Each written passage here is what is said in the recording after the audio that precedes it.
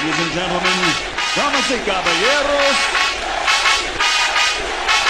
it's Leave It In the Ring.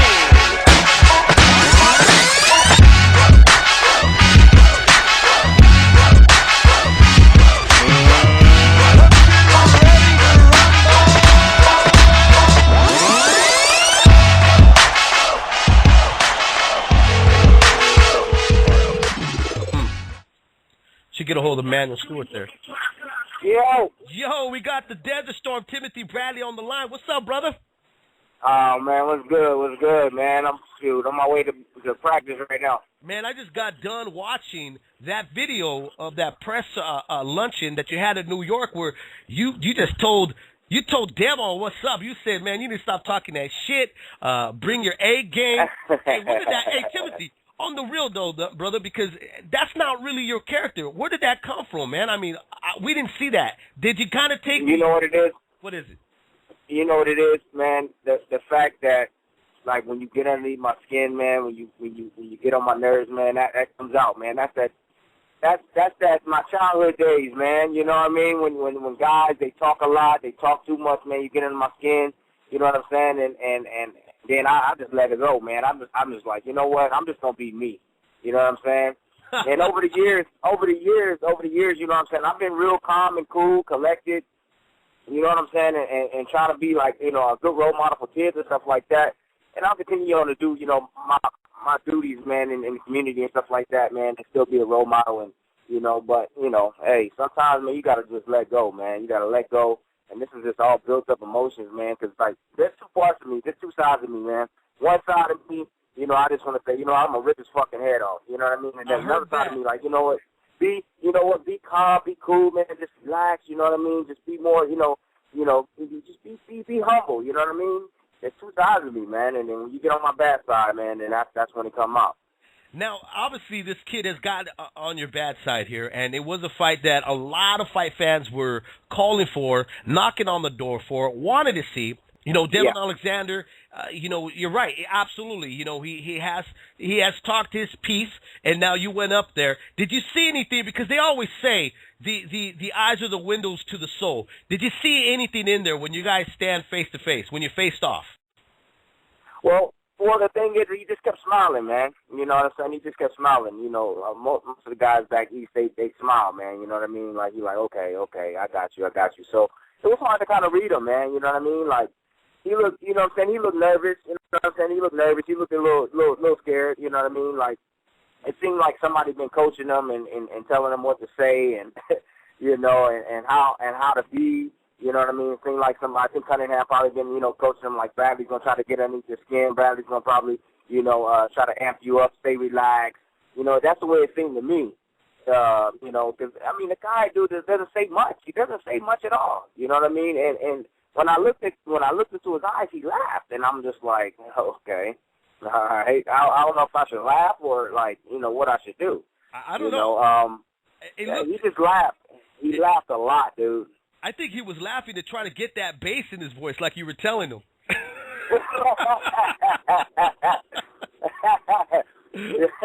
You know, the kid's a tough kid, man. The kid is a tough kid, but the thing is, I don't know, man. I just see through it. I don't think he got it. I'm going to see. On the 29th, the whole world's going to see, man. I just don't think he got it, man. He got to prove to me that he has it, man. You know, and I don't think he does. I don't really think he does. Tim, this is Gabe Montoya with Max Boxing and Leave It in the Ring. I'm talking to Freddie Roach before, for the media day for Con Maidana. And he said that the two best 140-pounders in the world are fighting in that fight. I said to him, wait a minute, Tim Bradley has gone through the hardest road out of all the 140-pounders. They're all very good each in their own way, but that guy's the champion.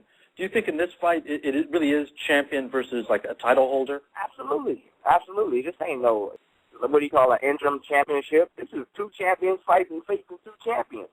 You know, I've taken a belt from a former world champion, so has Devin.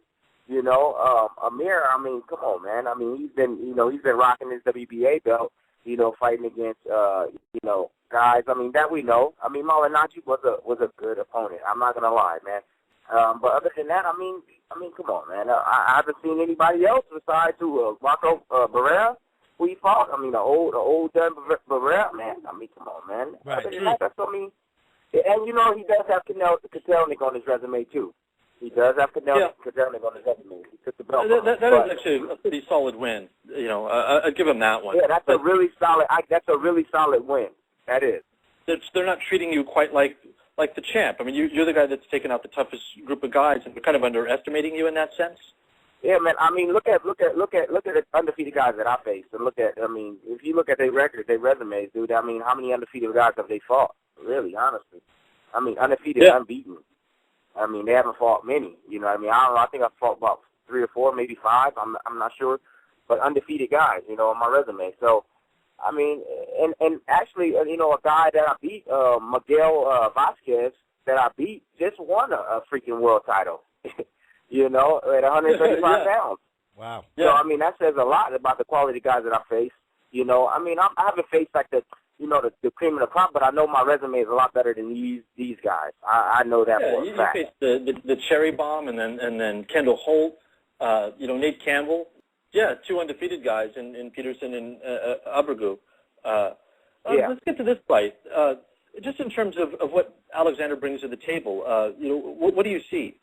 He's a young, hungry, like he does the same thing over and over, man. The same thing. Jab, jab, right hand, right hook, jab, jab, left hand, right hook. You know, he does the same thing over and over. And every now and then he'll mix it up. He'll lead with a uppercut. You know, but the same thing over and over, man, over and over. He doesn't move his head well. You know, he's straight up and down. I mean, there's a lot of things you can say bad about me. I loop my shots. I mean, you know, we can go both sides. But the thing I think that makes me different than Devin is the fact that, you know, I don't choke under pressure, man. This guy chokes under pressure, man. I'm telling you, he does. You can see that in that Kotelnik fight. He choked under pressure, man. You know, the guy was fighting when he didn't have to fight, and he was swinging when he didn't have to swing, man. You know, he has a lot to learn, and that's what I see. He has a lot to learn, man. He doesn't know how to stay relaxed in that ring. You know, he stays really busy, throws unnecessary shots, and that's what I see. You know, that's how I feel. And I just feel that me being who I am, man, and just, you know, coming at him or whatever, I'm not sure how he's going to come at me. It just depends on how he comes at me, how I'm going to come at him. But, you know, me being an experience, going over in England, bringing back the title, you know, getting off the canvas, you know, to Kendall Holt and continue to win. Most guys, man, I'm serious, would have got caught with that shot, dude. Like, I have no idea. When I look at the video, I said, I don't even know how I got up from that. I honestly didn't. I didn't see that kick coming. Kendall Holt's a big puncher. And I have no idea how I got up from that punch, you know. And he's never experienced anything like that. He's never had to do that, man. You know, this last fight he fought in his hometown, and I mean, dude, in front of 10,000 people, you know, rain or shine, man, you got to perform. You got to perform, man. These people come to see you perform, and he's like, it's a lot of pressure on me, a lot of this, a lot of that, you know. And I'm just like, okay, excuses. Okay, keep making them. You know, yeah. And he says, oh, well, you ain't never fought in that type of crowd before. I was like, man, when I went over to England, it was 9,000 over in England, you know, and I was like, I was in hostile territory, so what are you talking about? I experienced that. I fought 3 times in my hometown. Yeah, okay, it was 2,000 people in the venue, you know, and I'm from the West Coast now, guys. I'm from the West Coast, and on the West Coast, if you know, it's predominantly Latino. All right, it's predominantly Latino. I mean, more than in any school around here, it's more than 75% of Latinos in school.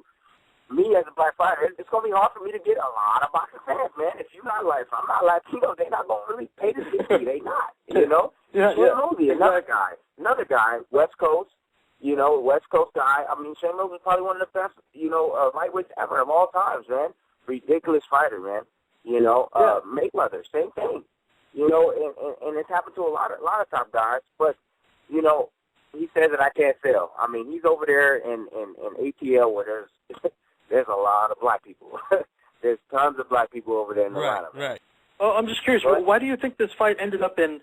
Because what you're saying just kind of made me think of this. Is that you're a West Coast fighter, and that makes total sense. Why both you and Shane have had trouble drawing out here. It's just the region is dominated by predominantly, you know, Latino fighters. and maybe there's something there. But Devin draws in St. Louis. Why is this fight in Pontiac, Michigan?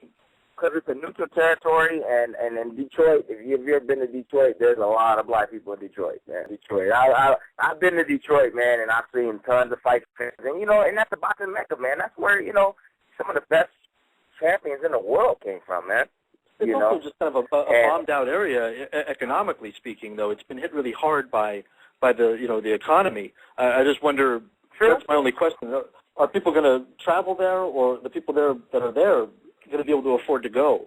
That's my only concern with it. Yeah. I mean, it makes sense. It makes sense. But I'll tell you this much, man. Anybody, for this fight, everybody going to scrape up some money. Walk in the casino, man, you still see people in there that swear up and down that they broke. They in that casino, and they putting their money in those slot machines and on them tables. So, they going to scrape up some money and come see this fight. This fight's going to be explosive. We got the Desert Storm Timothy Bradley on Leave It in the Ring, who got Dirty South on Devon Alexander in their press conference there. Hey, Timothy, as soon as this fight was announced, right away, the fight fans they're divided. You got your fans, we got the Bradley fans, then you got the Alexander fans. Some of the claim, though, from the Alexander fans, and I'd like to hear what you got to say about this, because some of the claim is that the only reason why you took this fight is because how Devon looked at his last fight. A lot of them are speculating that you weren't talking a whole lot when he was looking dominant, and now you're kind of pulling the sneaky move by picking him up when you saw him fall apart. That's funny, because the fact of the matter is that even after I saw that, I still didn't even want this fight, because I said this fight is bigger than this. I think like a businessman, dude. I think like a businessman. If we continue on to win, if we would both continue on to win, and we meet a year or maybe a year and a half from now, when we at the top echelon or at our peak, our absolute best, then I think that it'll be worth more money. We should be fighting for more money than what we're getting right now.